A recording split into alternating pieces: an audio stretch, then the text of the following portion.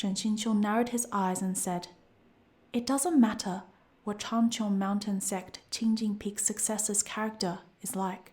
But since when did other sects start jumping to conclusions based on a mere rumor?" The old palace master said, "If it were just a rumor and hearsay, then naturally we wouldn't have believed it so easily. It's just that these words were spread precisely from people of your respectable sect."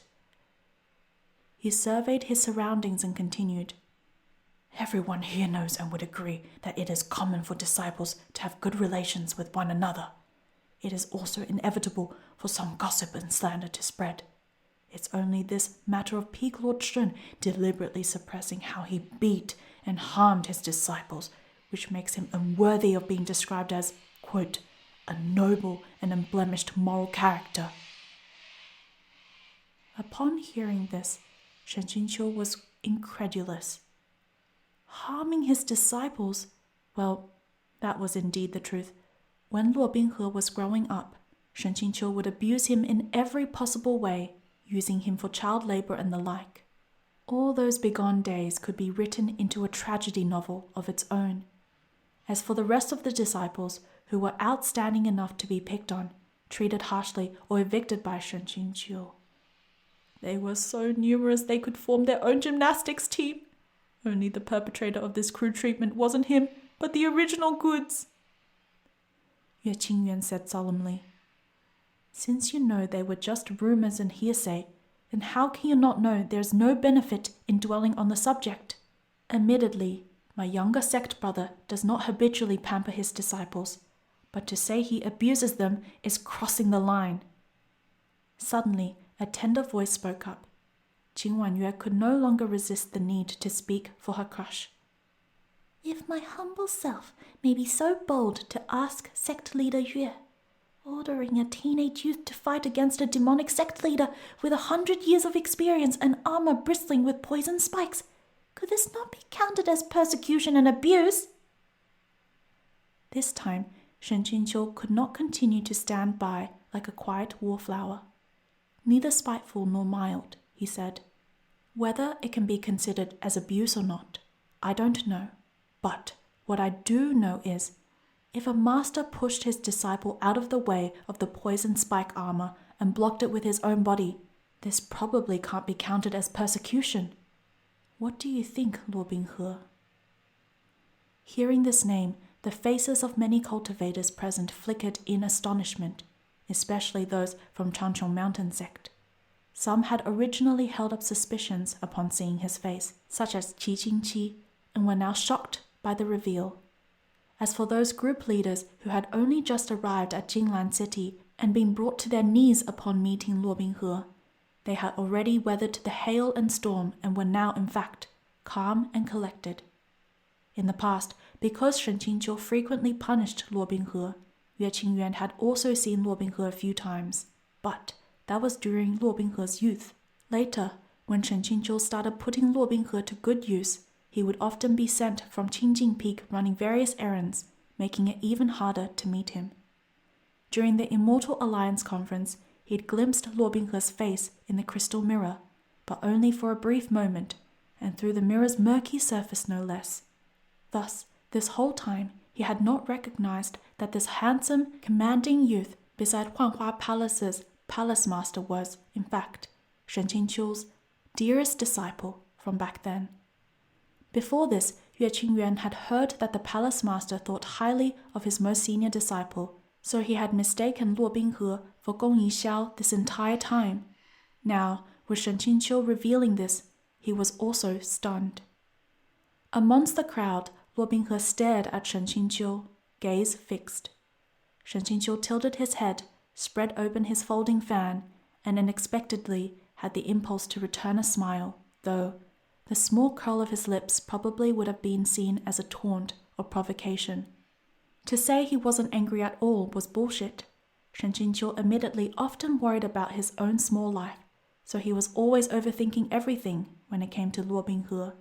But when he blocked that attack for Luo Binghe, he was acting on his own instinct. Although Luo Binghe probably didn't need any help from others to solve this crisis. No matter how you look at it, In the 3 rounds of fighting, the person who had suffered the most damage was Shen Qingqiu. To go so far as to use even this matter to slander him, drench him in dirty water, annoyed Shen Qingqiu. Luo Binghe said slowly, Shi Zun placed his life on the line to protect me. This grace I will never forget. Qi Qingqi incredulously said, It really is you, Shen Qingqiu. Didn't you say he died? She looked at Luo Binghe again. Since you're alive, why didn't you return to Qingjing Peak? Don't you know, for your sake, your Shi Zun was distracted. Shen Qingqiu burst into a fit of dry coughing, distracting enough that Qi Qingqi had no choice but to stop and glare at him. Shen Qingqiu wanted to bow to her. He had a premonition that her next words would be, distracted like he'd lost his soul. He never wanted to hear those embarrassing words again. A sudden rush of goosebumps rose on his skin. If Luo Binghe heard this, he would laugh so hard his perfect male protagonist's face would crack. The old palace master persisted on the subject. That's precisely the point that puzzles people the most. He clearly didn't die, so why insist he's dead? And why is it that he clearly could return, but isn't willing to? Shen Qingqiu was thoroughly annoyed by his insinuating tone. If he isn't willing to return, then I can't do anything about it. He comes peacefully, he leaves freely, however it pleases him. If the old palace master wants to say something, please say it straight. The old palace master laughed. What I wanted to say, Peak Lord Shen, you are already aware. Those here with clear minds will also understand. These soul demons should be incinerated, but if there was someone operating behind the scenes, someone adding fuel to the fire, they should not be spared, no matter what. All of Jinglan City is owed an explanation. With just that, he succeeded in igniting the enmity of the Jinglan City survivors at the scene. They had just suffered through a big disaster, with their mood already sullen and terrified. They were itching for a target to take their anger out on. Quite a few people responded with hooting and jeering. Luo Binghe said, Shi Zun abhors evil. When it comes to demons, he can't help but kill them on sight and rejoice afterward. How could he collude with them? These words seemed to absolve Shen Qingqiu of wrongdoing, except, of those present, only he could understand the hidden meaning behind the words, quote, couldn't help but kill them on sight and rejoice afterward, unquote. Now that the cat was out of the bag, Shen Qingqiu might as well come out with it and ask, Luo Binghe, right now you are a disciple of Qingjing Peak or a member of Huanhua Palace. The old palace master sneered. After all this, Peak Lord Shen, you're willing to recognize this disciple of yours again? Shen Qingqiu said, I never evicted him from the sect. If he is still calling me Shi Zun, I assume that he is willing to be recognized as my disciple. His words were said purely to annoy Luo Binghe's psyche. However, it seemed like he didn't succeed.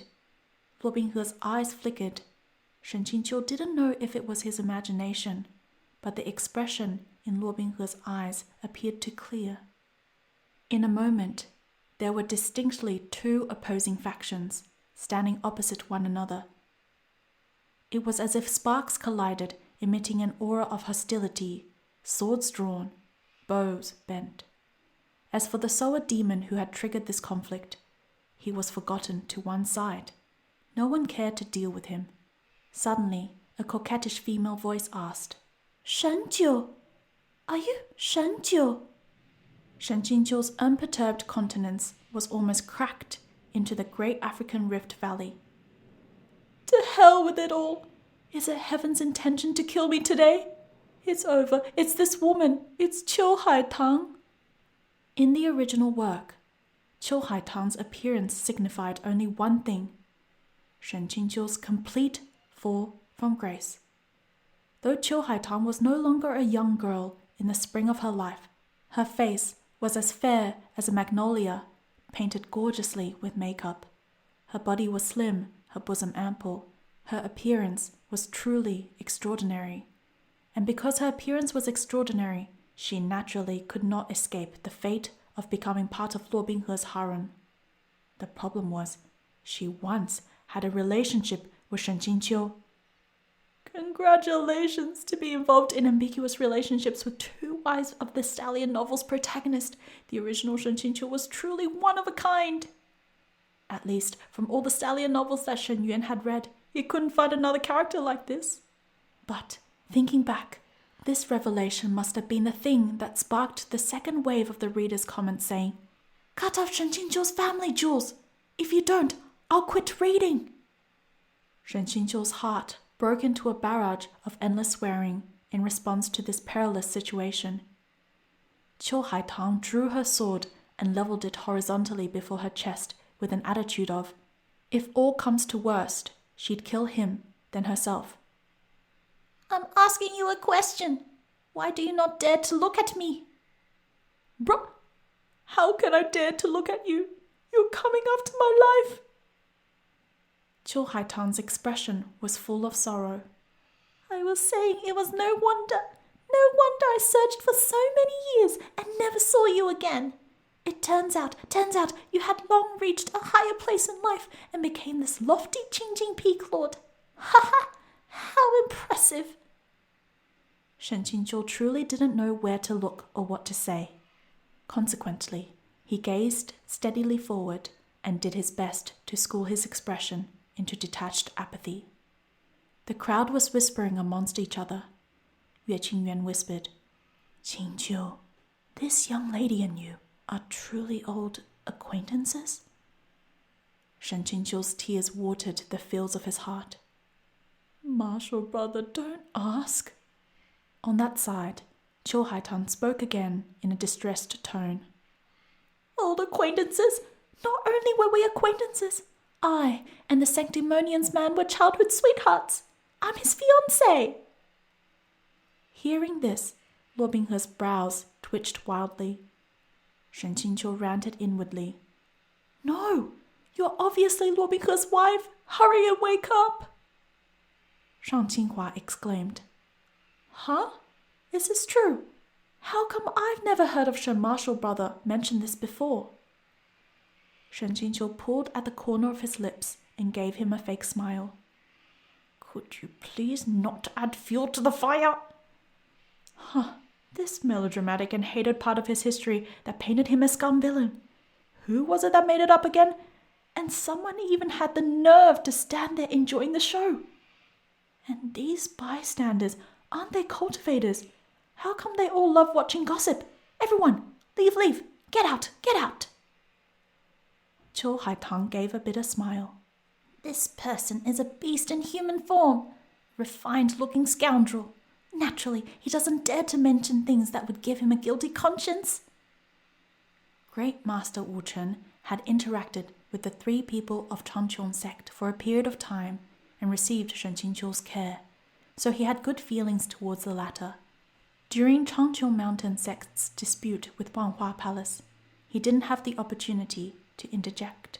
This time, he opened his mouth and said, "Ami Tuo Fu, merciful Buddha. Whatever words this lady benefactor has to say, she should say them properly and clearly. Blind denouncements do not inspire trust." Shen Qingqiu's heart streamed with tears. "Great Master, I know you're doing this for my own good, but I'll actually suffer if she speaks her words clearly. This truly is the saying, quote, 'Not frightened of doing a shameful deed, just afraid the ghosts, the consequences, will come knocking.'